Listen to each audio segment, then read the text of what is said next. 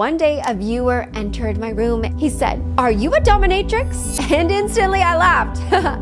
Who are you talking to? Are you in the right room? And at that point, I was naturally way more submissive. Leadership didn't come naturally to me. Giving directions didn't come naturally to me. So being in charge didn't come naturally to me. What fascinated me the most wasn't the king. What fascinated me the most was actually the confidence. The women I saw in that world weren't apologizing for existing. I wanted to know, how the hell did they do that? Then he said, "I can teach you," and change my entire life. And eventually, Madam Christy was born. Welcome to In Bed with Christy Love, the podcast where we talk about identity, shame, faith, sex, healing, and the messy journey of living life by design. I'm your host, Christy Love. I'm a pastor, porn star, comedian, and living proof that your mess doesn't disqualify you from living your best life. So get comfortable, lovers, because you're never alone in this bed. Today's episode is probably the most vulnerable episode I've ever recorded. And let me tell you, honestly, that's saying a lot. Because if you followed my journey for any amount of time, you know I've talked about faith, porn, comedy, marriage, prison, depression, and pretty much every bad decision I've made in between, all right? But this episode is different, okay? So hear me out. Because today I'm going to tell you how BDSM helped me stop caring what other people think. You heard me, BDSM, all right? Now, wait. Before you click away, I just want you to stop and pause. Just letting you know, this is not about sex, okay? So just stay with me if sex freaks you out. Because let me tell you, after spending weeks of thinking about the story, I realized something.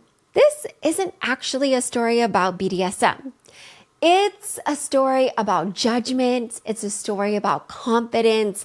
It's a story about grace. So you definitely want to stay tuned and listen to this. Let me say this. It's a story of how a little shy girl from Yuba City, California, spent most of her life terrified, absolutely terrified, disappointing people. So let me tell you, most of my life, I believed something that wasn't true. I believed I was stupid.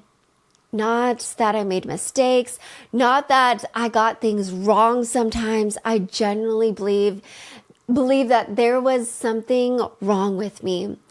And you know, the scary thing about lies is that when you believe them long enough, they stop feeling like lies. They start feeling like facts and the truth. And let me tell you that absolute lie followed me everywhere where I went, into relationships, into the church, into ministry, marriage, business, into the adult industry. I mean, everywhere. And if I'm being honest, some days and many days, it still follows me and haunts me. But let me just say this, we're going to get to that later, okay? Let's start at the beginning. Come on, we're in the 4th grade, and I was standing backstage at a school talent show. And my best friend and I decided to go sing this song called Dreams by the Cranberries, okay? So, those memories. Now, first of all, who thought it was a good idea to put 4th graders on stage in front of a crowd, okay? Because that to me sounds like emotional terrorism. All right. So I remember standing there in a cute little pink dress. My palms are freaking sweating. My stomach is in knots. And my heart felt like it was trying to escape my chest. And I was thinking about this song, right? I wasn't thinking about having fun. I wasn't thinking about the experience. I was just thinking, what if I mess up? What if people start laughing at me? What if they don't like me? What if I embarrass myself? And you know what? Looking back, I don't think I was afraid of singing. I actually think I was afraid of being judged. So here I am on stage next to my best friend, and suddenly it felt like every person in the audience was staring directly at me. And here we are, where both of us were singing, and let me just tell you, I definitely messed up that song. I was completely off key. We're supposed to harmonize with no music experience. True story, okay? So, this is what I learned after when my friend kind of lovingly informed me. She was like, you were off key. Thanks. Thank you. Anyways, but let me tell you, even though we went through it, sang it off key, I was surprised that the audience clapped. I mean, no one booed, nobody laughed, nobody threw those damn tomatoes. The world just kept spinning. But can I just say, do you know what my brain remembered at that time? It did not remember the applause, it remembered the criticism. It remembered the one comment, the one tiny comment, and somehow that became the thing that absolutely stuck to me. Don't you hate it when the world is praising you, but the only thing that sticks is that one negative comment? And that absolutely ran my insecurity. It was like 100 compliments walk through the front door, and even one guy who had a crush on come up to me and be like, you did a good job. Oh, right? But the only thing that stuck to me was one criticism that was climbing through the window. And you know what? Somehow that's a thing that stays. It's like the pattern that absolutely followed me through years and has haunted me through years. And then here I'm growing up, and then where I'm in junior high. And if you've ever been in junior high, you already know where this story is going, okay? Because junior high is basically a social experiment designed by Satan, all right? Now, I started getting acne. I mean, bad acne. Not one or two pimples.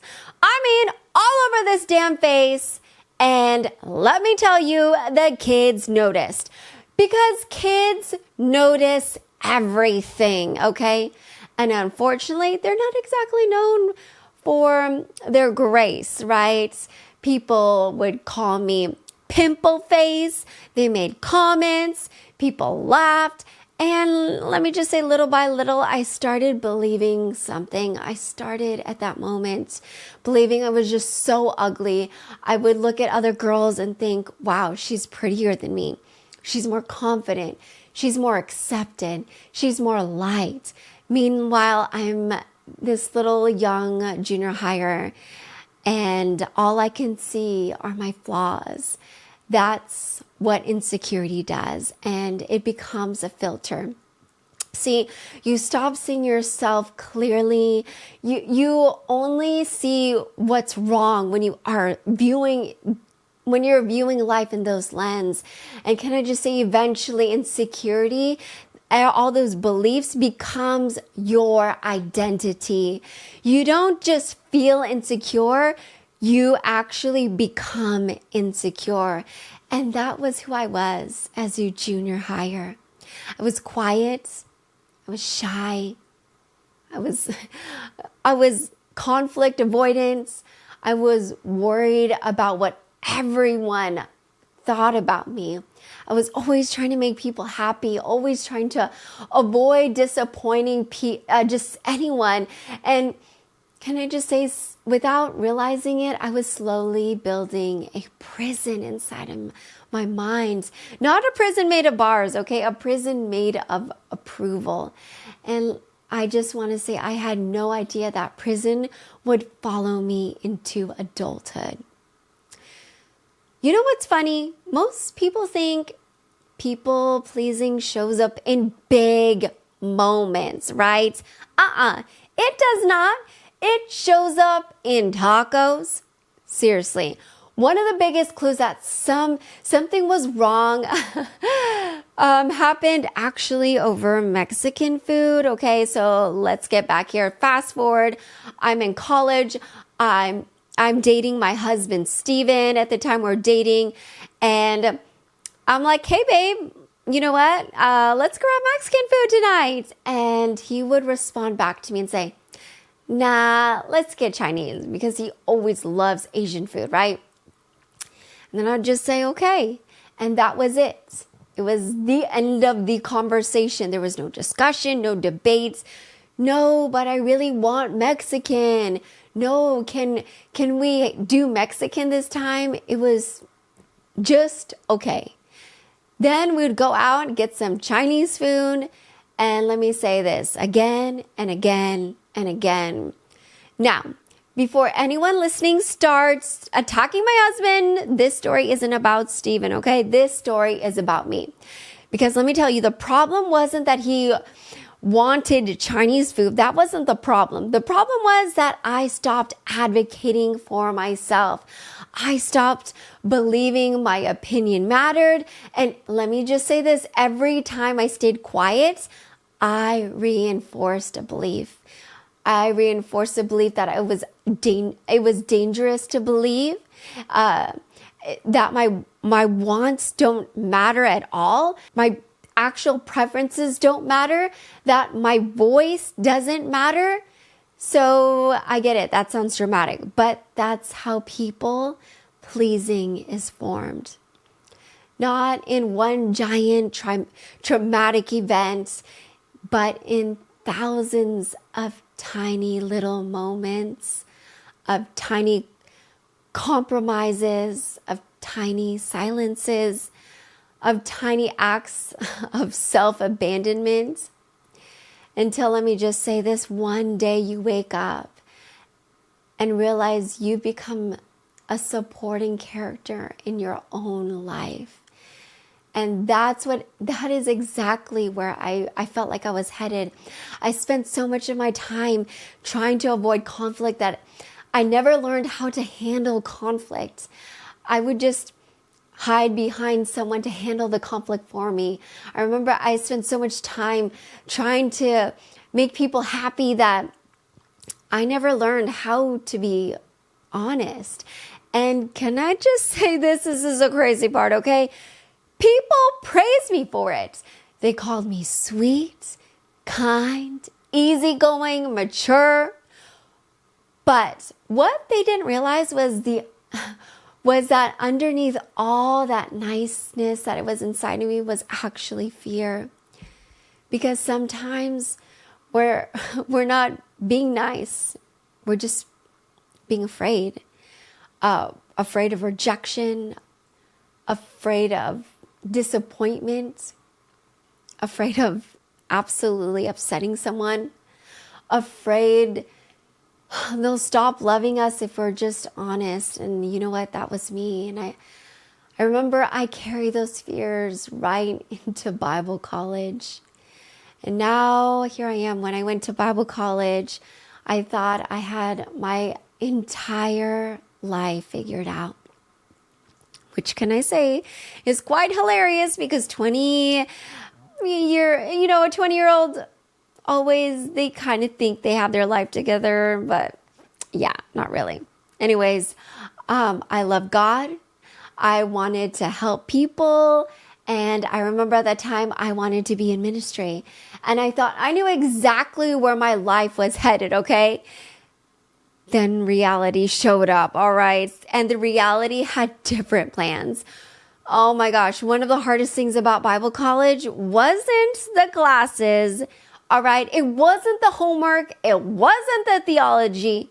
Let me tell you, it was feeling judged. I remember dressing the way I normally dress, tank top, short shorts, California clothes, right? Normal to me, right? In any school, it was normal. But suddenly I just found myself in an environment when people had opinions. And let me just say, they had lots of opinions. And apparently my shoulders were the cause of spiritual warfare. Who knew? I don't know. Anyways, people would make comments, sometimes directly, sometimes indirectly, sometimes through gossip, and sometimes through looks. And because I was already insecure with myself, I interpreted everything through that insecurity. I didn't hear, we disagree. I heard, you're bad. I didn't hear, you know, we have different standards. No, I heard, God is disappointed in you. And that's where things got so dangerous, because I started confusing people's opinions with God's opinions. And can I just say this? For a long time, I genuinely thought God hated me. Oh my God, it was such a horrible experience and feeling to feel that way. And I know that sounds extreme, but it's so true and so real in my life, because that was exactly how I felt. And I thought, if these Christians don't approve of me, maybe God doesn't either. See, if these future pastors are judging me, maybe God is also judging me too. If these spiritual people think I'm failing, maybe I'm failing. And I remember I dreaded going to chapel, and most students looked forward to it, but I absolutely dreaded it, and it was a requirement to go in college. Every time I walked in, I felt so exposed, like everyone could see everything that was wrong with me. I remember sitting there and I'm just thinking, if people knew the real me, they wouldn't love me. I remember thinking that. And that's such a painful way to live, because now you're hiding from people, and you're hiding from God, and you're hiding from yourself. And let me just say, at some point, I just felt so trapped. Not trapped by rules, trapped by perfection. People started calling me perfect, and let me just say, I absolutely hated that word. Oh, I hate that word with a passion, okay? The word perfect. Because let me just say, I am far beyond perfect. Oh my gosh, I knew my flaws, I knew my struggles, I knew my insecurities, and I knew the things nobody else could see. Every time someone would call me perfect, it felt like another brick in a prison wall. Because if people think you're perfect, let me just say what happens when they discover you're not. The fall becomes harder, and the judgment becomes harsher. The disappointment becomes bigger. And let me just say, eventually I found myself trapped between two fears. I remember I was so terrified people would discover the real me. And I was so terrified they never would. And you know what? Just think about that. I wanted to be known. I was so afraid to be seen. That's a prison of people pleasing. You spend so much time creating a version of yourself that everyone likes, that eventually nobody actually knows who you are, including you. And underneath all of it was that same lie I had to carry since I was young. That same lie that I carried that told myself I was stupid, I don't belong, I'm not enough. See, the crazy thing about shame is that it never stays in one area of your life. It spreads. It gets into everything. I mean, it gets into relationships, faith, work, identity. It gets into everything. And eventually it becomes so exhausting.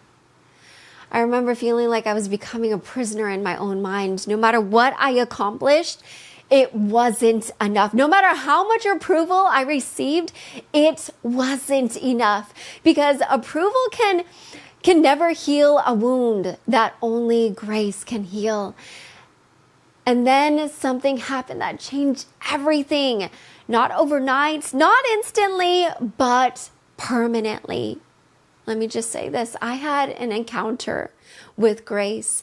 I mean, real grace. Not that damn religion stuff, not performance, not trying harder. I'm talking about grace. Real grace. I remember I was crying and I was alone and I was in so much pain. And I remember feeling so completely broken. And for the first time in my life, I felt something I had never experienced before. I experienced unconditional love. Not because I deserved it. No, not at all. Not because I earned it. Not because I got everything right. Absolutely not. I felt loved right in the middle of my mess. The best way I can describe it is this. It felt like Jesus was saying, I already know you. I know the parts you're ashamed of. I know the parts you're hiding. I know the parts you're afraid people will discover. And I love you anyway. See, that moment changed me.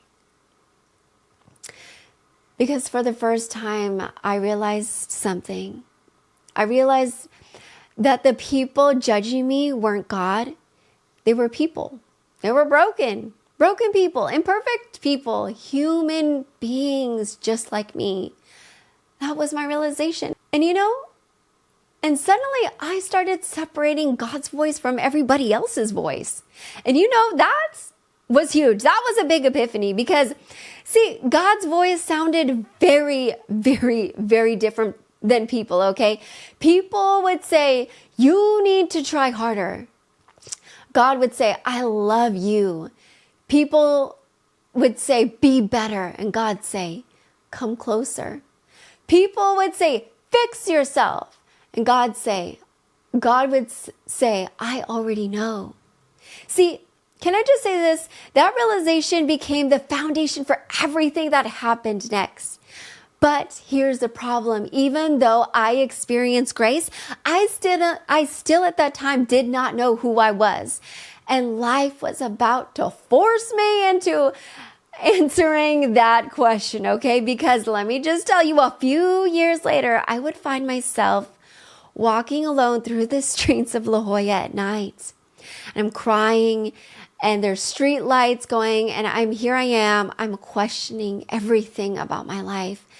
And can I just say that season would become one of the darkest chapters of my story. But looking back now, it was also the beginning of my freedom. No matter how hard you try, you run out of places to hide, right? Because let me bring you back. In 2014, I ran out. See, from the outside, my life probably looked so fine. It looked perfect. It looked like I had it all together. But can I just say this? Actually, it probably looked better than fine, okay? I was working, I was paying my bills, I was building my career, I was showing up every day, doing everything I was supposed to do. So from the outside, it looked like I had success. But can I just say this? One thing that I've learned is that success and happiness are not the same thing.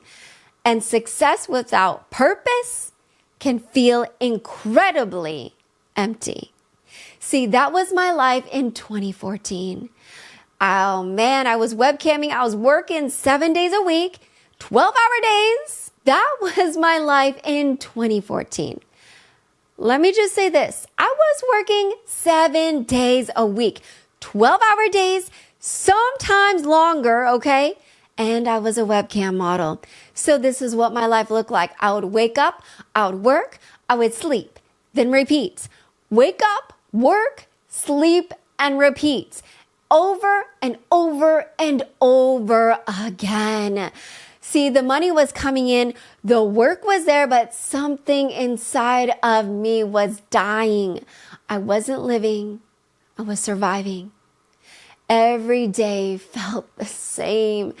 Every week felt the same. Every month felt the same. And, eventually a question started following me everywhere. Is this it? Is this really my life? Because if I'm honest, this wasn't the life I imagined. All right, lovers, let me pause the story for a quick second. If you're enjoying the podcast so far, make sure you follow the show and leave a rating and review. Because let me tell you, that actually helps the podcast grow and helps more people discover this beautiful, chaotic little corner of the internet we've created together. And listen, I'm going to start doing something fun. If you leave a review, take a screenshot and send it to me on Instagram. Every month, I'm going to randomly pick one of my lovers and send you something fun. Now, it might be merch, it might be a shout out on the podcast. I don't know, it might be even tickets to a comedy show. Honestly, I haven't decided yet, but surprises are part of the experience. So go follow the podcast, leave a rating and a review, screenshot it, send it to me, and you might just be getting a little love back. All right, lovers, now let's get back to the story. When I was younger, I thought I'd be in full-time ministry. I thought I'd be helping people. I thought I'd be making a difference. I thought my life would be so much bigger than my purpose that I was living at the current moment. But instead, at that time, I just felt so stuck. I felt so completely stuck. I remember getting off work one night and deciding to take a walk like I usually like to do outside of my apartment in La Jolla. And I just remember that night, it burned into my memory.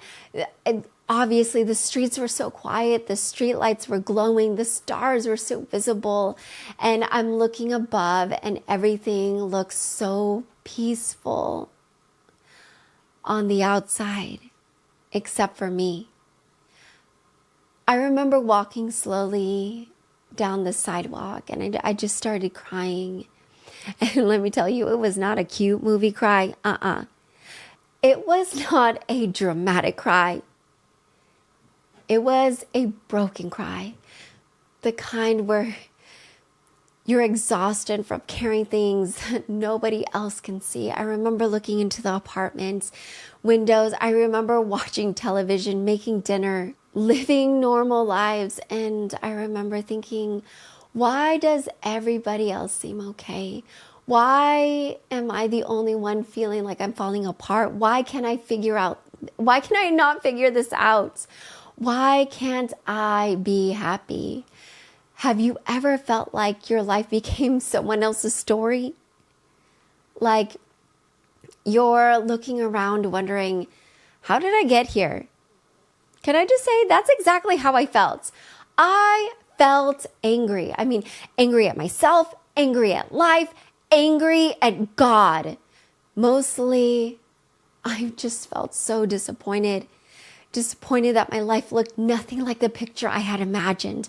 I remember saying things to myself that night that just absolutely broke my heart. And I remember saying to myself, I hate myself. I hate my life. I don't know who I am anymore. I remember those thoughts became a soundtrack and it would just replay in my mind like every day, every night, and it would do it over and over and over again. And you know what? Here's the crazy thing. Nobody was saying those things to me. I was saying them all to myself. See, the loudest critic in my life wasn't the church. It wasn't strangers. It wasn't the trolls, the family. It was me. And when your mind becomes your enemy, life gets really, really dark. And eventually it got so dark that I found myself laying on the bathroom floor one night, and I remember I was like in the child's pose, and I'm just crying so hard, so hard at that moment on the floor, just wailing. And I remember that time I felt so hopeless. I completely felt hopeless. And can I just say this, for the first time in my life, I understood why people try to numb their pain. I just remember at the time I wasn't looking for attention. I wasn't looking for sympathy. At that time, I just wanted relief. I wanted all the pain that I was going through to stop. I wanted this self-hatred to stop. I wanted the disappointment to stop. I wanted the noise in my head to stop. And I remember sitting there thinking, I can't keep doing this. I can't keep living like this. And then I remember my mind drifted somewhere very, very dangerous. I started thinking about drowning my pain in alcohol. Now, if you know me, that's not normally how I cope. I've never been someone who runs into substances to numb things or to deal with things. But that was how much pain I was going through at that time. And pain can change the way people think in desperation. When people hurt so badly enough, sometimes I want to say they don't always want to die, but they just want to end that pain. And I was trying to figure out, how can I end that pain that was suffering and tormenting in my mind? And it was the first and only time I've ever been in so much pain that I wanted to go to something to numb it. And can I just say, and honestly, I don't know where I would have ended up if something hadn't happened to me in that moment, because something did happen. Something I still struggle to pretty much fully explain, but the best way I can describe it is that I felt like the Holy Spirit wrapped his arms around me at that moment. And I know some people are listening and they might not understand. They're like, what the heck? Are you crazy? But let me just tell you, that's okay. Okay. This is my story. So here I am. I'm just going to tell you exactly what happened and my perspective. Okay. So I just remember one moment I felt completely alone. And when I was there, the next moment, I didn't. One moment at that time, I felt so hopeless. And instantly in a moment, I felt so much peace. It wasn't like a gradual peace. It was like an immediate peace that I felt at that moment. It was the kind of peace that does not make sense at all. It was the kind of peace that arrives before your circumstances change, right? And I just remember I suddenly at that moment felt so much love, not because I deserved it, not because I earned it, not because I had everything together. No, absolutely not. I felt loved right in the middle of my mess. And I just remember for the first time in a long time, I didn't feel alone. See, that moment did not feel magical to me at all. I didn't wake up the next morning with all these answers, but I did feel something shift inside of me. It was like that darkness loosened its grip. That hopelessness lost some of its power. And I just remember sitting there on the bathroom floor after feeling this peace that surpasses all understanding, that gave me that hope to get back up. I remember saying and promising myself, and I told myself, if I get through this, I want to help people. I want to help people who hate themselves. I want to help people who feel trapped. I want to help people who feel hopeless. I want to help people who think they've never escaped their own minds. Because if I can make it through this, maybe somebody else can too. That promise changed my life forever because it gave my pain a purpose. And pain with purpose feels very different than pain without purpose. That's when I started making motivational videos all the time on YouTube. And that's when I started my YouTube channel, okay? It was nothing fancy. It was no big production, no team, no strategy. It was just me talking to the camera. Oh my God, like holding it like a selfie with my phone, trying to encourage people, trying to give people hope, trying to say the things I wish someone had said to me. And I remember looking back now, oh my gosh, I realized something that season taught me more than success ever could. It taught me empathy.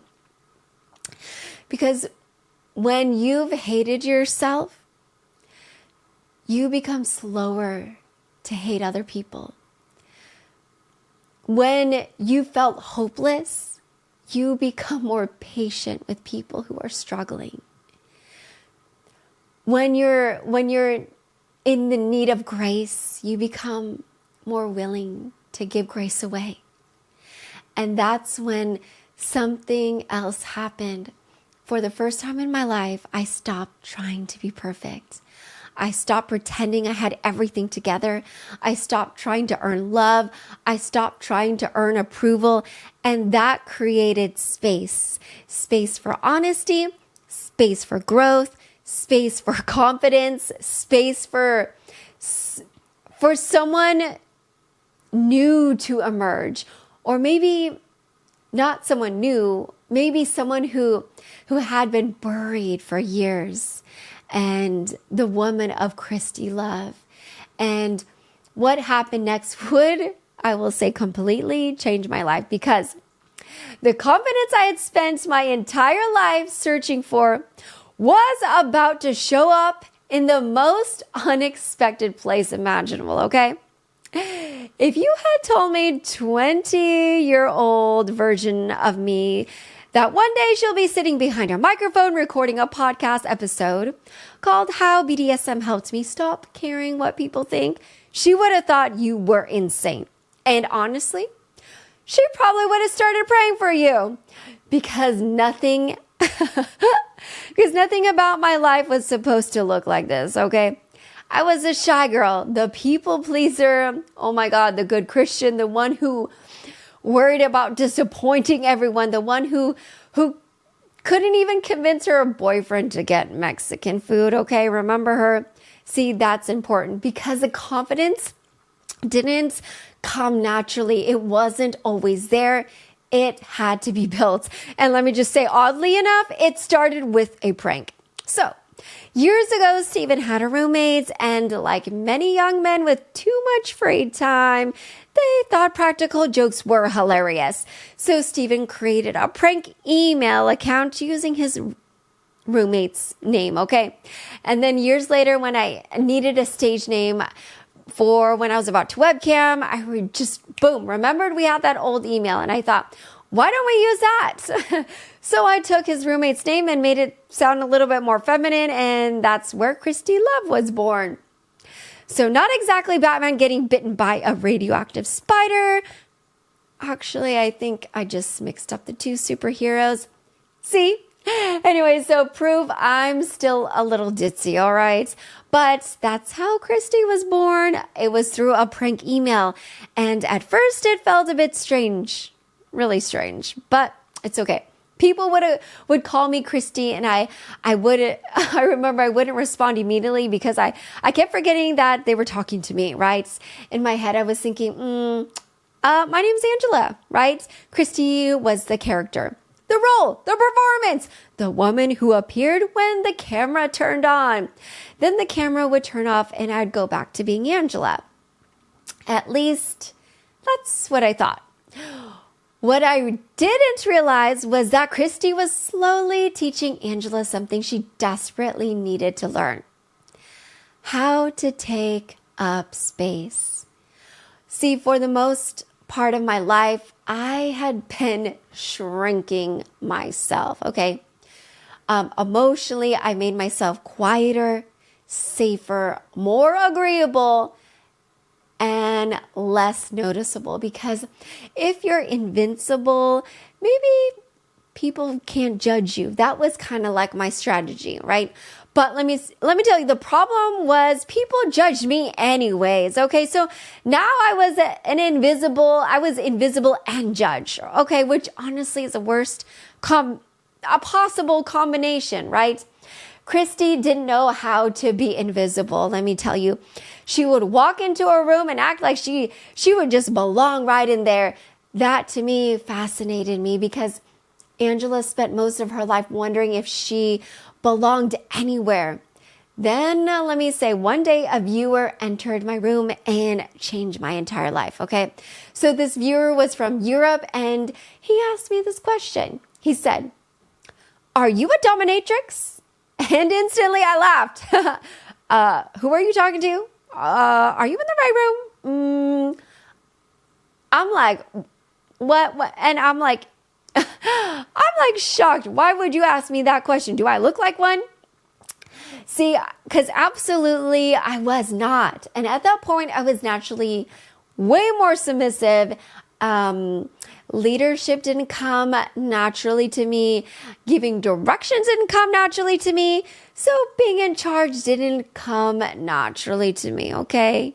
And again, I was a girl who spent 15 years eating Chinese food when she wanted Mexican, okay? That's who we're dealing with. So when he asked me if I was a dominatrix, I said, "Oh, no."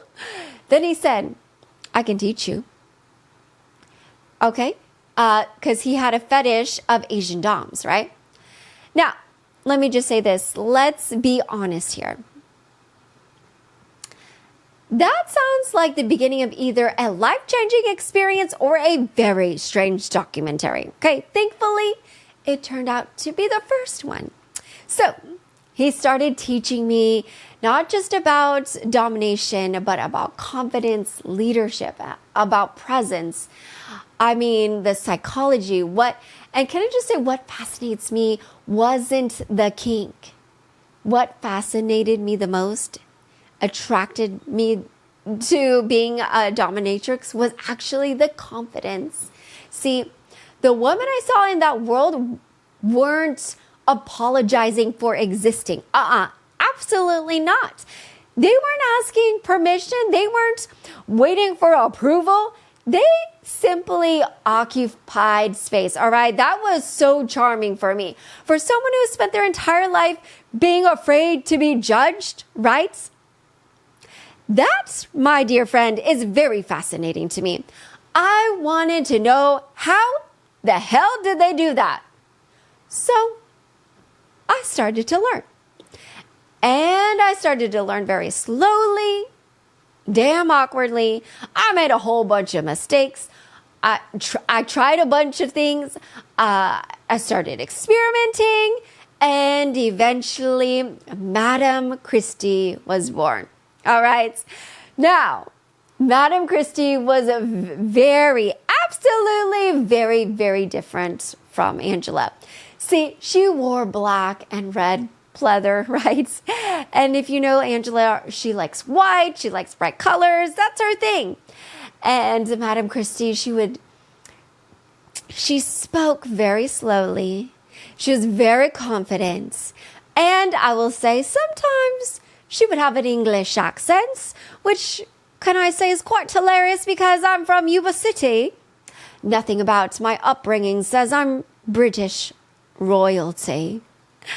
But let me say, yet somehow some people bought into it. Okay, so let's say Madame Christy wasn't emotional. Let's talk about her more because she's so hot.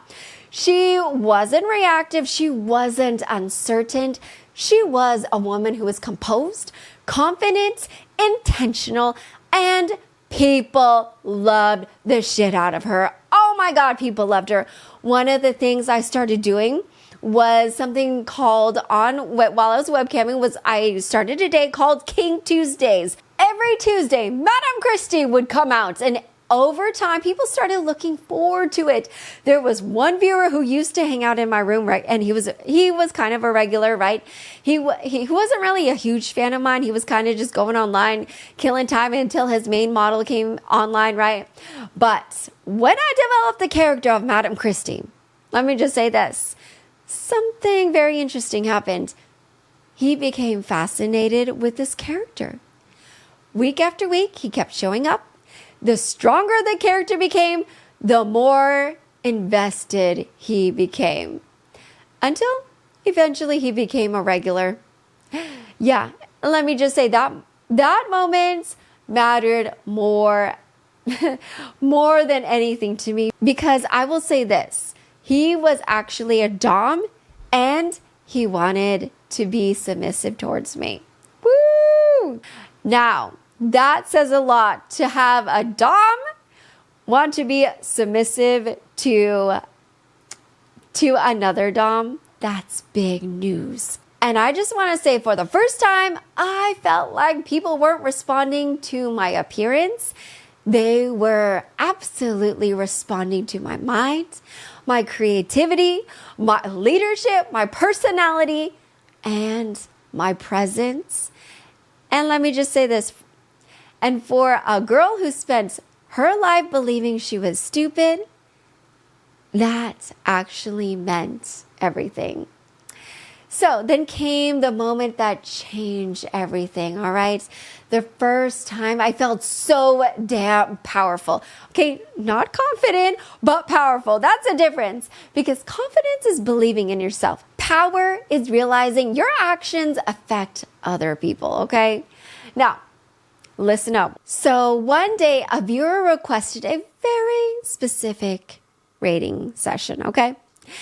Let's talk about this, all right? So the room was packed. I had a girl show going on. Everyone was excited. I was dressed in my cute little lingerie. I mean, there was dance music playing everywhere. The energy in the room felt electric. And I looked at him and said, "You really want to have the goddamn truth cock rating? Let me just tell you, I'm brutally honest." Boom, he tipped. Didn't care. Then he tipped again. And let me just say, apparently he was committed to the experience. So obviously I stayed in character. I looked at the screen and said, "Get hard." He responded back to me and said, "It is hard." I paused, then said, "Then why is your foreskin still there? The turtle's supposed to pop out of its shell." Oh, instantly the room exploded with laughter. Oh my God. People commenting, people losing their minds. So naturally, I just kept going. All right. I looked directly into that camera and said, "That is the ugliest and smallest dick I have ever seen. I rate your ass a -4. After I said that, the room went crazy again. Oh my God. People were just talking about, laughing. Oh my gosh. So 2 weeks later, the story doesn't end there. 2 weeks later, the same guy comes back, all right? And started complaining about how his rating made him feel insecure. And then after he's complaining, someone in my room starts typing out and says, "Oh my God, are you that -4 guy?" Oh my God. So to this day, even to this day, oh my gosh, I still laugh thinking about it. And so does my cam room when we get together and all my regulars get together, because that was a moment that felt so freaking powerful. Poor guy. I absolutely understand. But you know what? Madam Christy is one of those women, you do not want to fuck with her, okay? She is damn brutally honest. Anyway, so imagine being known internationally as oh my gosh, it's just so sad for that poor guy. He's known internationally as the -4 cock rating guy. Poor guy. That's so rough. Oh, poor guy. That's, yeah, but here's why that, I would just say this. This is why that moment mattered so much, because this wasn't a joke. It wasn't the laughter, okay? It wasn't even the character. It was, let me just say, the realization that my words carried so much weight. And I will say for the most of my life, I will say this, that I truly believe that my voice didn't matter. And probably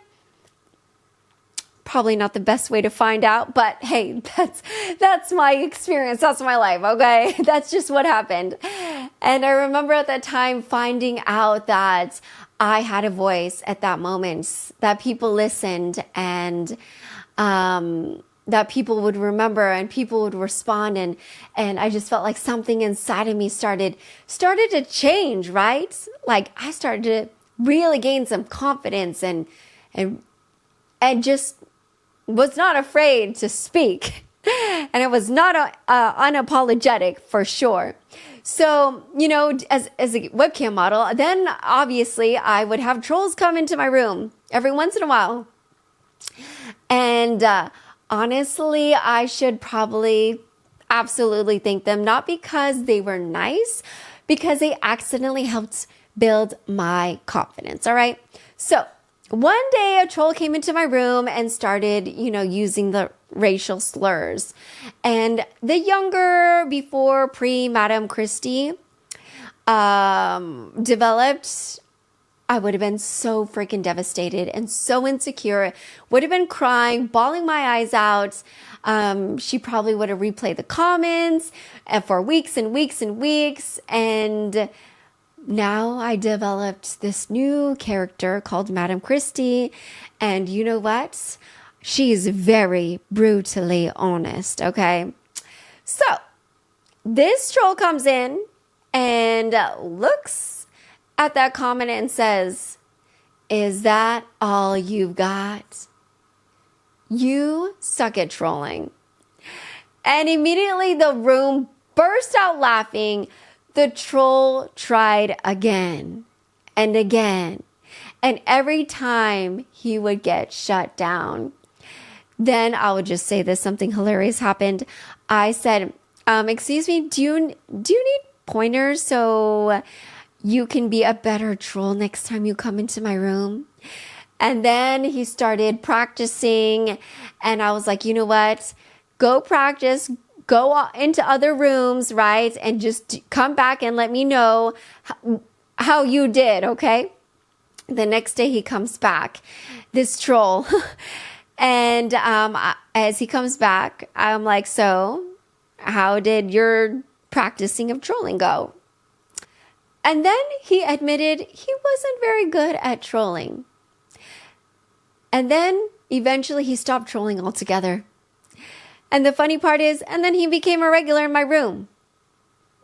Think about that. A troll became a fan. Oddly. And you know what? And for the first time in my life, I started realizing something. Maybe I wasn't becoming somebody new. Maybe I was finally becoming who I always was supposed to be. If there is one chapter of this story that completely changed my life, it's this one. Because this is a chapter where criticism lost its power. And I don't mean a little power. I mean the kind of power that used to control my decisions, control my emotions, control my confidence, control my future.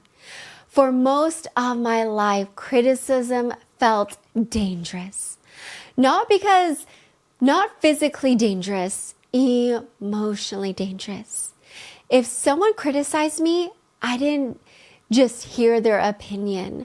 I heard, "You're not enough, you're failing, you're doing something wrong, people don't like you, people don't approve of you." Because I spent most of my life trying to earn approval, criticism felt like a threat.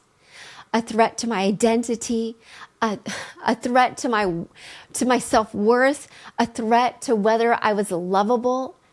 Maybe you know exactly what I'm talking about. You can receive 100 compliments, 100, then one person says something negative, and suddenly that's the only thing you hear. That was me. I would replay conversations, analyze comments, second guess myself, obsess over little things people probably would forget about in like 5 minutes. And let me tell you, honestly, it was freaking exhausting because I wasn't living my life. I was managing everybody else's opinions. And you know what? Think about that. Think how freaking crazy that is. I wasn't making decisions based on what I wanted. I was making decisions based on what I thought other people might think. And can I just say that is not freedom, that is prison. And the worst part, I didn't realize I was doing it. One of the biggest examples that happened was because of actually just one stinking comment. See, one person made a comment about something I was known for, and that was squirting. Yes. And that comment was, hey, you're just peeing everywhere. And let me just say, it was that one comment, that one opinion, and that one stranger. And I let it completely get inside of my freaking head. I started questioning myself, questioning my confidence, questioning my identity. I know it sounds totally crazy just because of something like that. But the truth was, that was like my branding, right? That was who I was. And you know what? Looking back now, oh my God, I'm just laughing at it because it's so funny how something like that like affected me. And I don't know why it was like giving a complete stranger that much in freaking influence over my life, right? That answer is so simple because let me tell you, I didn't trust myself. See, when you don't trust yourself, everyone gets a vote. Everybody becomes an authority. Everybody becomes an expert. Everybody becomes a judge. And eventually, you become exhausted trying to satisfy people who are never going to be satisfied anyway. And can I just say, let me stop real quick and explain the end of my squirt story, okay? Thank God I decided 2 weeks later to really test what this guy was, the comment of this guy, right? Of how it affected me. So you know what I did is so funny because his comment affected me that I stopped squirting this for a while. And I was like, you know what? I don't know if it's really pee. So I grabbed a cup of pee, or I peed in one cup and then I squirted in another and I compared it. And funny thing is that I looked at both cups, I compared it, and I noticed one was like light yellow and the other one was like a musty light yellow. So I drew this conclusion that squirt is like pee mixed with cum together, right? Sounds crazy. So then I just went back to doing what I was best known for. Anyways, that is a side topic. I'm just including that so you kind of know what the end of the story was of how that guy affected me, but how I overcame in a weird way. Anyways, oh my God. Then let me just say, during that time, something happened to me that changed everything. And I want to say, honestly, the psychology behind all of this actually fascinates me because I remember when I told myself about verbal humiliation, right? And when this kink fetish came up, and at first someone asked me about this, and let me tell you, this really changed my life. It was super weird, and when someone asked me to do that in my cam room, in one of those privates, so when you're online, you can have one-on-one time where you pay by minutes and you can request whatever you want. And this person was like, hey, I want to request like humiliation, right? I want to verbally humiliate you. And at first I was like, I don't know about that. That's kind of weird. It's not my thing. And you know what? I was like, let me give it a try. So how it worked is that the person would like verbally humiliate me while they're masturbating, and then I'm supposed to take it in and I'm supposed to be masturbating at the same time, and it's supposed to be mentally pleasing. So at first, let me just say I totally felt so uncomfortable, right? The first time. I was like, what the heck? People get off on this. And you know what the funny thing about sexuality is? It's an interesting thing. It's a very interesting, everyone has their own fetishes, right? So the first time I did it, I felt so uncomfortable. The second time, I kind of felt a little bit less uncomfortable. And then the third time felt even less uncomfortable. And I will say eventually I noticed something.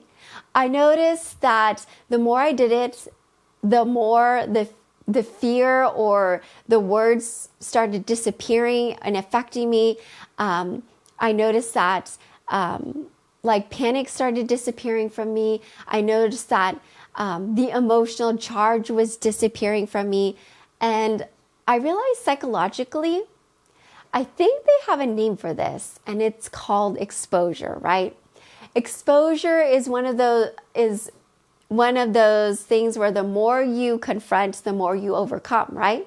So let's say you're afraid of public speaking and you try avoiding public speaking, which doesn't allow the fear to go away. But the more you begin to public speak, the more your brain slowly begins to learn and says, oh, okay, I survived this. Wow. And the same thing happens with rejection. The same thing happens with embarrassment, criticism, judgment. See, the more you survive something, the less scary it becomes. And you know what? Without realizing it, I realized I was actually doing like funny exposure therapy for criticism. Okay, that's what was going on in that fetish. So for years, I treated criticism like danger. And the funny thing is, as I was like doing this more and more, I now turned my pain into pleasure. That's what happens. So my brain slowly started updating its beliefs about criticism. And it started telling myself, well, criticism isn't danger.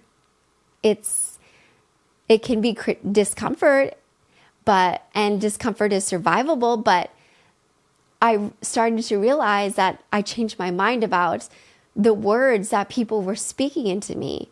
And I started changing the meaning of criticism. I believe psychologists call this cognitive reframing, right? Which is a super fancy word that is my tongue twister. See, the event stays the same. The meaning changes. And before, criticism meant I wasn't enough. And after, criticism meant somebody had an opinion. There's a huge difference there. So before, rejection meant something was wrong with me, right? And then after, rejection meant we weren't a match. There's a huge difference. Before, disapproval meant I failed. After, disapproval meant someone sees things differently. Again, another huge difference. The facts didn't change. Interpretation just changed. And when the interpretation changed, my emotional reaction changed about everything.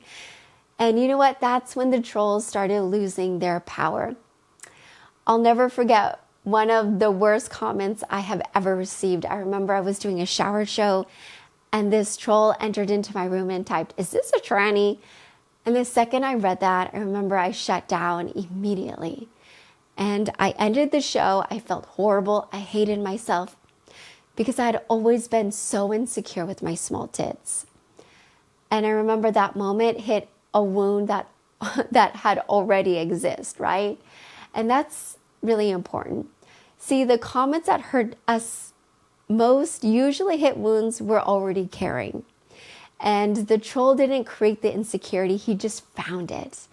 And for years, that comment stuck with me. Not because it was true, because I believed something about myself. Years later, let me just say, something changed and the wound healed. And once the wound healed, the comment lost its power. That's one of the biggest lessons I've learned. Healing doesn't stop people from criticizing you. Healing changes how much authority their criticism has over you. Then came the moment that truly changed everything. Okay, so the troll who entered my room saying I was ugly, saying all these nasty things, the troll who came in to expect to get me upset. And years later, that interaction would have ruined my week, my entire week.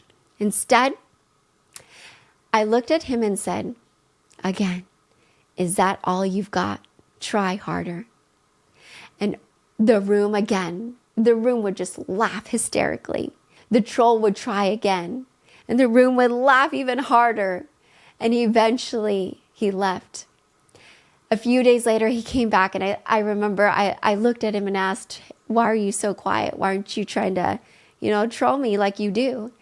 And then this impacted me so much. He said, your confidence intimidates me. And I still remember staring at that screen. Your confidence intimidates me.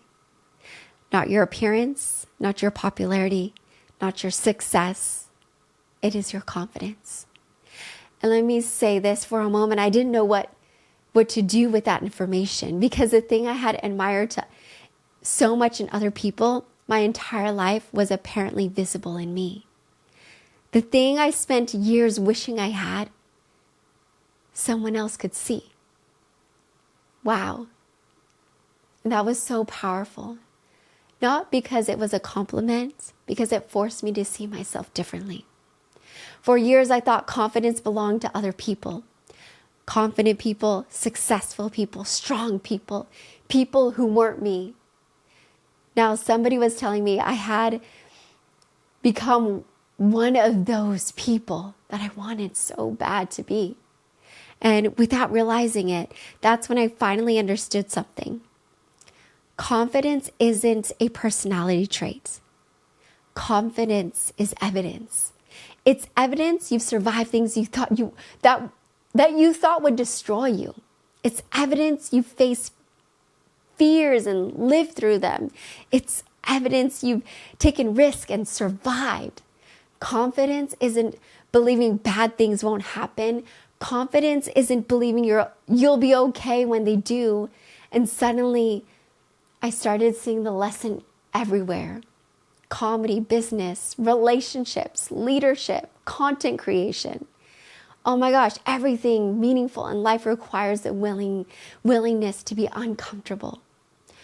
Comedy requires bombing. Business requires rejection. Relationship requires criticism. Growth requires discomfort. That's why one of my biggest lessons BDSM taught me had nothing to do with sex. It had taught me that discomfort isn't danger. And let me say that again, okay? Discomfort isn't danger. Growth lives on the other side of discomfort. Every major transformation in my life came through discomfort. The talent show, the Bible college, depression, comedy, content creation, leadership, every single one. And once I understood that, everything started to change. I started taking bigger risks, speaking more honestly, trusting myself, worrying less about approval. Oh my gosh, I don't even care anymore. And you know what? Something funny happened. People started liking me more. Now, not everybody, but the right people. The people who liked me for me. Not the performance, okay? Not the people-pleasing version, the real version.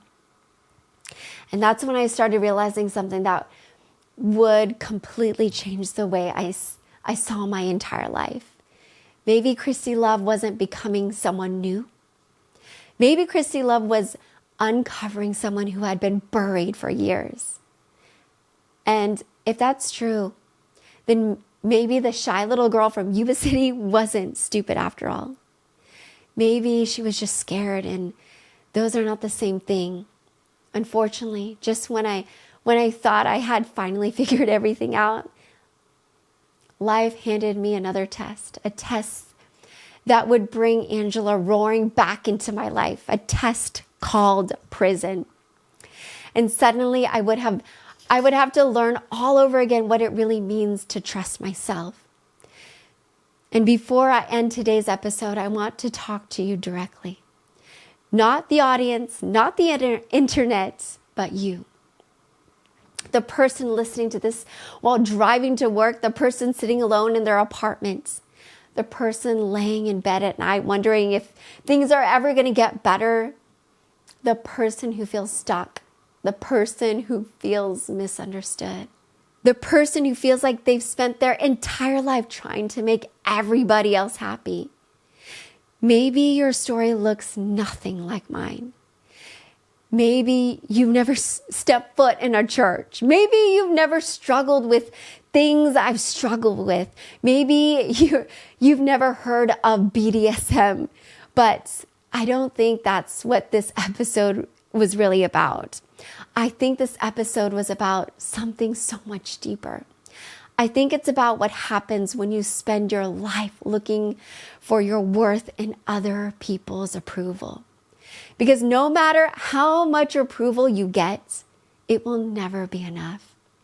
There will always be another critic, another opinion, another person who doesn't understand you, another person who thinks you should live your life differently. And if you build your identity on approval, your identity will always be fragile. I know that because I lived that way for years.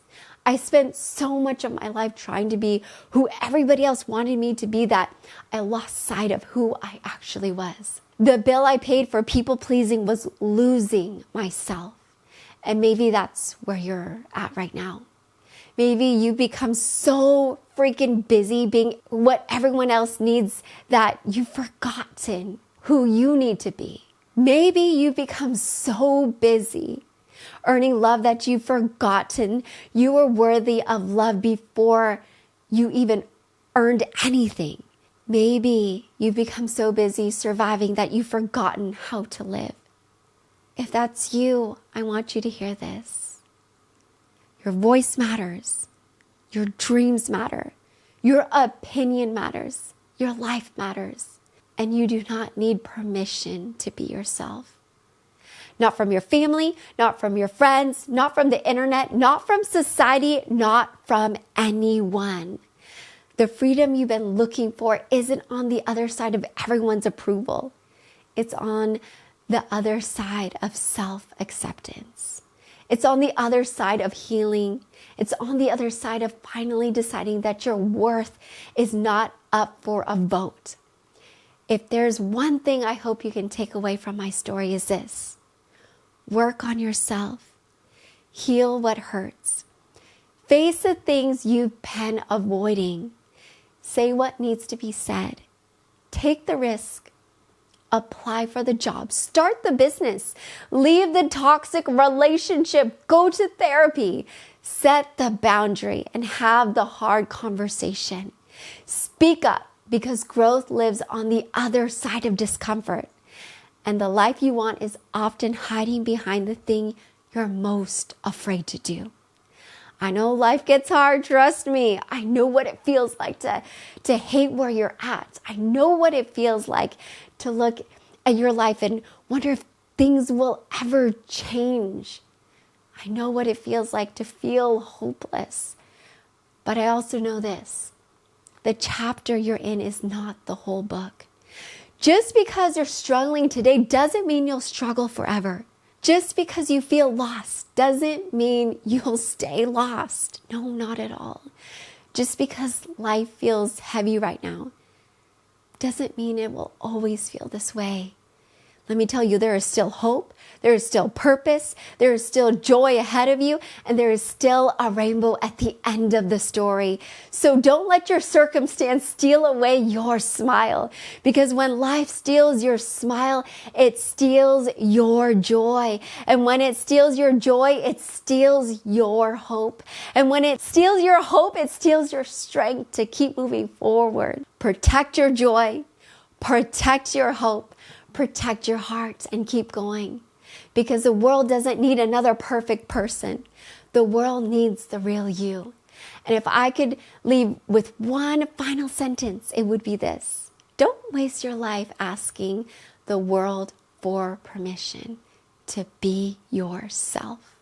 All right, lovers, before I end it here, remember this, whether you love me or love to hate me, you're still one of my lovers. Thank you for spending this time with me. If you enjoyed the episode, make sure to follow the podcast, subscribe, leave a review, and share it with another lover or ex-lover in your life. Anyways, Jesus loves you, and so do I. And remember, lovers, you're never alone in this bed. I'll see you next time in bed with Christy Love.